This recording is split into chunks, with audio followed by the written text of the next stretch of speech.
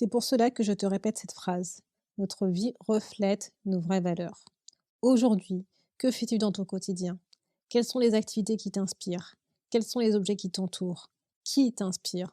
Toutes ces questions te permettent de valider si les valeurs que tu as définies sont réelles aujourd'hui ou idéales.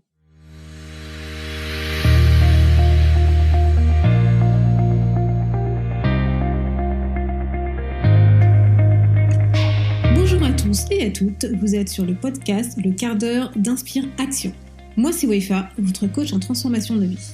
Chaque semaine, retrouvez dans ce podcast des outils pour développer votre self-awareness, des actions à réaliser pour démarrer votre transformation, ainsi que des témoignages de personnes comme vous et moi qui ont décidé de devenir l'architecte de leur vie. Alors, installez-vous tranquillement et prenez de quoi écrire. Hello la tribu, bienvenue dans l'épisode numéro 6. Dans cet épisode, je vais venir un peu tout chambouler dans ta tête. Donc depuis le début, j'essaye de te convaincre que les valeurs sont ultra importantes dans notre vie, que c'est ce qui nous permet de prendre les bonnes décisions pour nous. Eh bien en fait, c'est pas tout à fait vrai. Les valeurs peuvent aussi se retourner contre nous. Et ouais, si tu te souviens bien de la définition d'une valeur, c'est avant tout une croyance. C'est ce que nous croyons de vrai pour nous. Bon, en réalité, elle ne se retourne pas tout le temps contre nous. Cela se produit dans des cas précis et c'est ce que je vais aborder aujourd'hui. Si tu as fait les exercices précédents, tu dois avoir un joli tableau accroché sur ton plus beau mur qui représente ton système de valeurs. Au fait, sais-tu d'où proviennent ces valeurs? Ces valeurs qui sont importantes pour toi? Ces valeurs qui t'animent au quotidien? Au fait, t'es sûr que ce sont bien tes valeurs?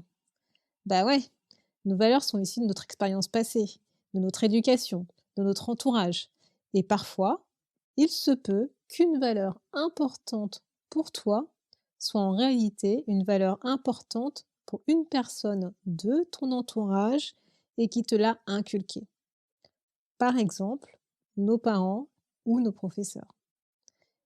Eh bah oui, quand nous étions petits, très souvent, on nous disait ce qu'il fallait faire, ce qui était bien, ce qui était mal. Comment faire pour avoir la reconnaissance de nos parents, de nos professeurs, de nos mentors, de la société? Et au fur et à mesure de notre apprentissage, nous avons hérité de certaines valeurs de manière consciente ou inconsciente. Aujourd'hui, je te propose de réfléchir à ces belles valeurs importantes pour toi sous un autre angle. Ces valeurs sont-elles vraiment les tiennes? As-tu décidé de les faire tiennes de manière consciente ou inconsciemment? Autre point, ces valeurs sont-elles réelles ou idéales? Nous aspirons tous et toutes à être la meilleure version de nous-mêmes. Parfois, inconsciemment, nous idéalisons qui nous sommes aujourd'hui, car une envie profonde et honnête d'être déjà la personne que nous souhaitons être demain se manifeste. Alors, les valeurs que tu as écrites sur ce papier, sont-elles réelles ou idéales? Appartiennent-elles à ton toi d'aujourd'hui ou au toi que tu souhaiterais être demain?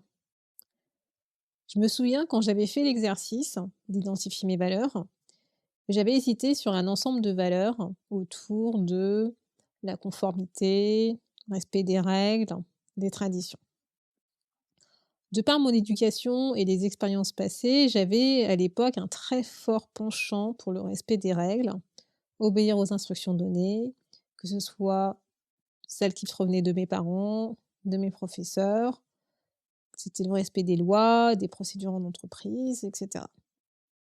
Je pensais cela normal et important que chacun respecte ce qu'il doit faire, que chacun respecte les procédures écrites, quelles que soient ces procédures et ces règles, qu'elles soient bonnes ou pas, d'ailleurs. Pourtant, quand j'ai fait l'exercice sur les valeurs, ce qui me paraissait d'une évidence, l'était plus du tout.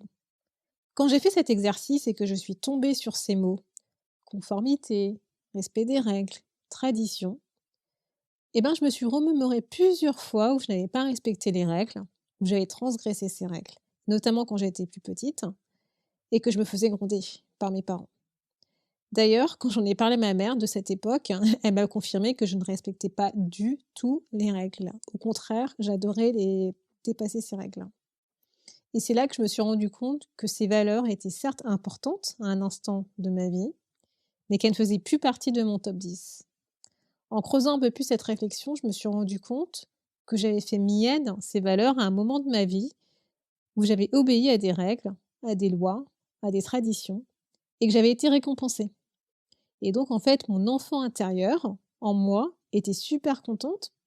Et donc, j'avais associé le fait d'obéir, de respecter les règles, de respecter les procédures, les traditions, à la récompense. Voilà. Et aussi parce que je ne voulais pas être rejetée du groupe. Et c'est pour ça que j'aimais bien respecter les règles, parce que j'avais associé, quand je respecte une procédure, quand j'obéis, je suis récompensée, on ne m'exclut pas du groupe, je suis aimée. Et en fait, des fois, j'avais des instants, on va dire, de folie. Peut-être que je revenais à qui j'étais réellement, je ne sais pas. Je disais ce que je pensais, j'essayais de nouvelles choses, j'essayais de trouver la faille dans les règles, dans la procédure. Et en fait, je m'éclatais à le faire, quoi. Et bien entendu, comme j'étais pas du tout dans la norme, qu'est-ce qui se passait? Je me faisais rappeler à l'ordre, on me disait que c'était pas bien, que je devais rester à ma place, etc. Et pourtant, je m'éclatais dans ce que je faisais, à essayer de comprendre le pourquoi de la procédure, de la règle. Qu'est-ce qui faisait qu'elle était règle, qu'elle c'était une procédure? Et y avait-il un moyen d'améliorer justement la procédure? Bref. Et donc toi, ces valeurs, elles t'inspirent vraiment? Ou tu les portes parce que c'est bien de les porter en société? Nous voulons tous être acceptés par autrui, par la société. Et parfois, nous avons tendance à adopter des comportements qui nous permettent de ne pas se faire rejeter par les autres. Et au fur et à mesure des années, nous avons oublié pourquoi nous avions adopté ces comportements, qui se sont transformés en croyances et donc en valeurs. Il faut faire ci, il faut agir comme ça, il ne faut pas penser ça. Ce n'est pas bien de penser ça, ce n'est pas bien de dire ça. C'est ce genre de phrases qui peuvent te mettre sur la route. Est-ce toi qui penses ce à quoi tu penses, ou as-tu hérité de ce mode de pensée? Nous avons tous vécu avec des interdits. Et ces interdits ont pu modeler notre vision, notre perception, et donc nos valeurs. À un instant de notre vie, ces valeurs étaient vraies pour nous, car utiles à notre développement personnel. Mais aujourd'hui, qu'en est-il? Quelles sont réellement tes valeurs?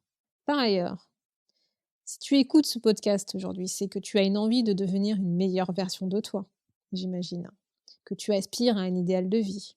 Cette volonté de grandir n'influence-t-elle pas les valeurs que tu as sélectionnées? C'est pour cela que je répète cette phrase. Notre vie reflète nos vraies valeurs. Aujourd'hui, que fais-tu dans ton quotidien? Quelles sont les activités qui t'inspirent? Quels sont les objets qui t'entourent? Qui t'inspirent? Toutes ces questions, elles te permettent de valider si les valeurs que tu as définies sont réelles aujourd'hui ou idéales. Une valeur idéale, c'est une valeur qu'on admire, qu'on voudrait avoir aujourd'hui, mais ce n'est pas le cas. Et si ce n'est pas le cas, c'est qu'il y a une raison pour cela. C'est qu'elle ne nous porte pas vers l'avant aujourd'hui. Peut-être demain, mais pas aujourd'hui. Aujourd'hui, nous n'en avons pas besoin pour avancer. Il est important de bien distinguer les valeurs que nous avons héritées de personnes que nous considérons comme des sachants, des mentors ou encore notre environnement familial, mais également les valeurs que nous idéalisons aujourd'hui. Sans cela, tu risques d'adopter des comportements qui ne sont pas alignés avec tes vraies valeurs. Et comme tu auras l'impression que ce sont tes valeurs, tu auras l'impression d'être aligné avec toi, et pourtant, tu feras du surplace dans ta vie. Tu ne comprendras pas ce qui ne tombe pas rond chez toi, car tu auras fait tous ces super, méga intéressants exercices sur les valeurs que je te propose de faire à travers ce podcast, et tu seras toujours dans la même situation. Donc, si cela te parle, surtout, n'hésite pas à remettre en cause ton système de valeurs.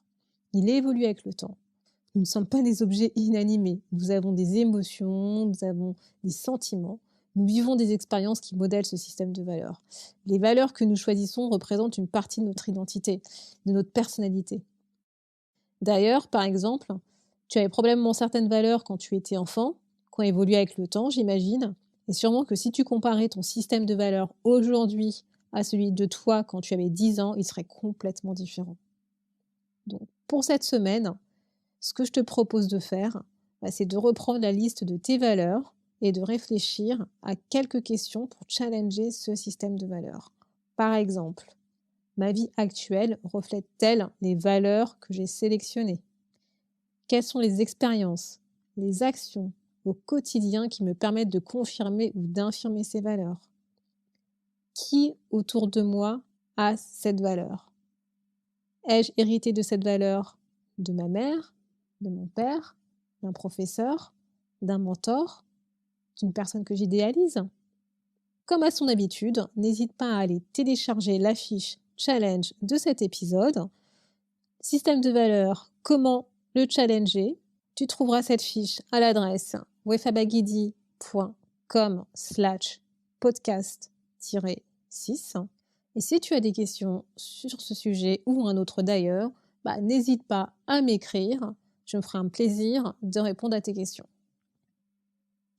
J'espère que cet épisode t'a permis de comprendre que notre système de valeurs, bien qu'il nous soit propre, peut être influencé par notre environnement externe et que surtout, il ne faut pas le prendre pour acquis.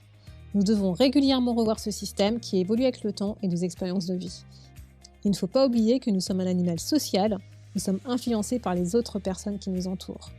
Dans le prochain épisode, nous verrons comment utiliser ce système de valeurs pour mieux définir nos objectifs de vie et notamment, nous reviendrons sur un challenge que tu as fait lors des premiers épisodes qui concernait le bilan de vie. Merci d'avoir écouté le podcast Le quart d'heure d'inspiration.